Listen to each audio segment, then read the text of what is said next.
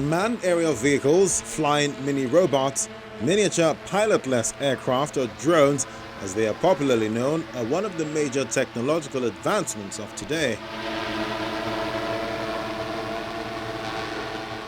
Over the past few years, drones have become central to the functions of various businesses and governmental organizations as demand for the same technology grows across many fields.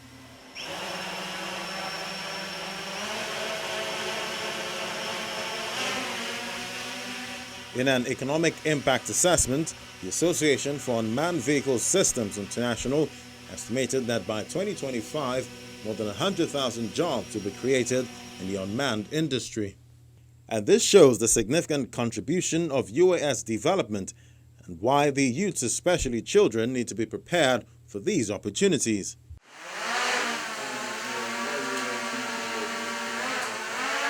And that is what these young minds are doing at Propel Area Services. Here, no prior experience is needed, and anyone can be taught the skills of flying, programming, and computational thinking. We train kids, give them early education using STEM techniques, which is science, technology, engineering, and mathematics.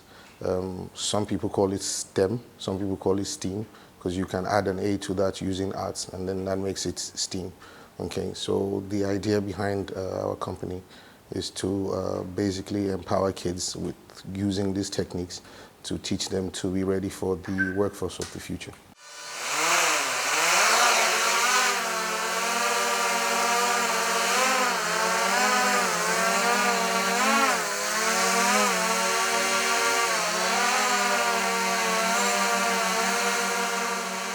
The fast pace of drone technological innovation is tremendous, and the use has great potential to support and address some of the most pressing challenges in various fields in terms of access to actionable, real-time quality data.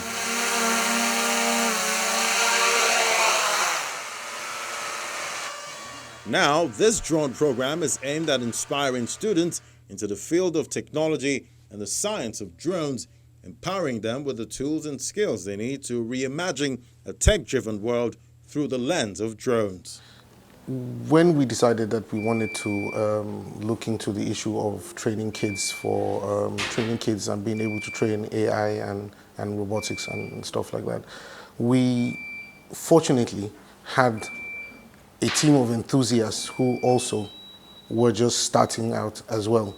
But they had done their basic robotics training, they had done their AI training, they had done all the stuff that they needed to do.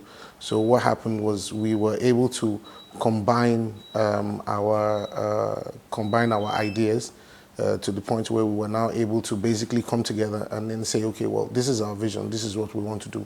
We wanted to, because the thing was, with drones also, you see, you buy a drone and it can do one thing, but you like the platform of the drone itself, but you want the drone to do something else, right? So you kind of have to re-engineer the drone, or reverse engineer the drone, as the term is, for you to be able to actually carry out. So it's got one payload that only works in the day, but you want this drone to also work at night, right? So what you do is you can remove one of the payloads, the daytime payloads, and then put the one that you want to use for the nighttime surveillance, right? Well, all of this needs configuration and configuring. So you find out that as you go along your journey, whether it be for drone, whether it's be for some robotics or whatever, you need to get behind the system itself to reverse engineer it to get what you want.